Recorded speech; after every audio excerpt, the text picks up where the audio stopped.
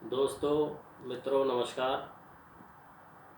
आप और हम सब, पूरा देश आज बहुत भयावह स्थिति से गुजर रहा है।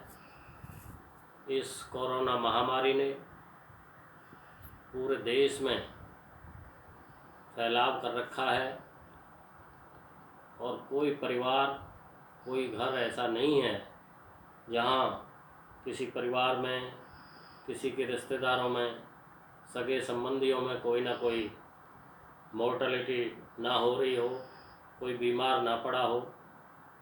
हर व्यक्ति के घर में, हर व्यक्ति के रिश्तेदारी में कहीं ना कहीं ये विकट समस्या से हम सब लोग जूझ रहे हैं। ऐसी परिस्थिति में हम धैर्य रखते हुए एक दूसरे की मदद करें, जिससे भी जैसा बन पड़े, क्योंकि इस हालात में चाहे डॉक्टर्स का स्टाफ हो, चाहे नर्सेज हों, सब अपना भी बचाव करते हैं, अपना बचाव करना चाहते हैं और सेवा भी करना चाहते हैं। सेवा भाव सबके अंदर है, लेकिन हालात इस तरह के हैं कि व्यक्ति अपनी भी चिंता करता है और अपनी चिंता के साथ साथ दूसरे की सेवा करना भी चाहता है। तो हम सब सावधानी बरतते हुए ऐसे संकट में किसी भी ज़रूरतमंद की जैसी भी सेवा बन पड़े वैसी सेवा करने के लिए तत्पर रहें। हमारे पलवल की अगर बात की जाए तो हमारे पलवल में बहुत सारी सामाजिक संस्थाएं, हम सब एक दूसरे के साथ मिलकर के सौहार्दपूर्ण वातावरण में काम करते हैं और बहुत लोग चाहते हैं ऐसे समय में भी सेवा करना। पिछला जो ये दौर था, पिछले साल कोरोना काल, वो दूसरे किस्म का था। उसमें मोर्टेलिटी रेट ना के बराबर थी और लोगों का पलायन हो रहा था। तो एक सेवा का भाव था, कोई किसी को खाना खिला रहा था, कोई गाड़ियों में छोड़ के आ रहा था, कोई कुछ कर रहा था। बहुत लोग हमारे शहर में से समाज सेवा में निकले हुए थे। सब ने यथासंभव जिससे जैसी बन पड़ी सेवा की। उसी तरह से उससे भी ज़्यादा आज भी हमारे शहर के समाज सेवी, सामाजिक संस्थाएं, सभी लोग समाज की सेवा करना चाहते हैं, मजबूरों की सेवा करना चाहते हैं। लेकिन हालात इस तरह के हैं कि वो सेवा करने में भी स्वयं भी मजबूर हो रहे हैं, क्योंकि आज सेवा किस तरह की है। आज ऑक्सीजन चाहिए, तो ऑक्सीजन आम आदमी या कोई समाज सेवी कैसे दे सकता है।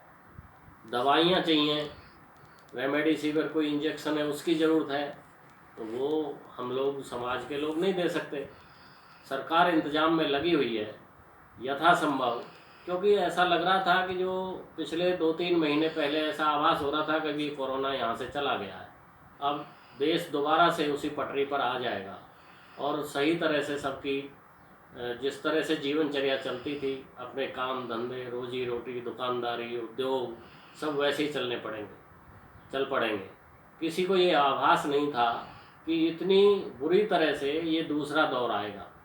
मेरे ख्याल से सरकारों को भी आभास नहीं था और एकदम से हर किसी को जब ज़रूरत पड़ने लगी, क्योंकि कोई भी चीज़ जब कमी पड़ती है तो वो मांग और आपूर्ति के आधार पर उसकी कमी पड़ती है। आज ऑक्सीजन की पूरे देश में मांग उठ खड़ी हुई, हर घर में ऑक्सीजन की ज़रूरत है। तो उसकी आपूर्ति, पहले जो प्लांट थे कितने थे, वो अपने उद्योगों को सप्लाई करते थे। मनुष्यों के ऑक्सीजन देने के लिए कोई ऐसा पहले नहीं था सिस्टम। लेकिन अब ये एकदम से इतनी मांग उठी, ज़रूरत पड़ गई हर किसी को इस कोरोना की वजह से, तो उतनी आपूर्ति है नहीं। तो यथासंभव हम सभी कोशिश करें कि जिसको बहुत ज़्यादा पहले प्रायोरिटी पर ज़रूरत है, प्रशासन के लोग भी, डॉक्टर्स लोग भी, पहले उनको सुविधा मुहैया कराएं, ऑक्सीजन दें, दवाइयाँ दें, ताकि उनकी जान बचे। और जैसे जैसे जिसका नंबर आए या जिसको जैसी ज़रूरत हो, यथासंभव हम सब एक दूसरे की मदद करें।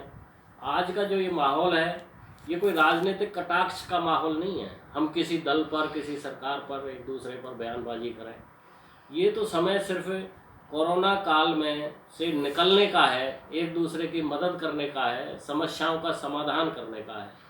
सरकारें भी लगी हुई हैं, प्रशासन भी लगा हुआ है।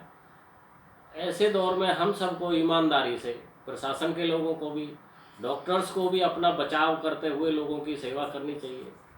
और जो ऑक्सीजन के प्लांट्स हैं, जगह जगह उत्पादन बढ़ाया जा रहा है।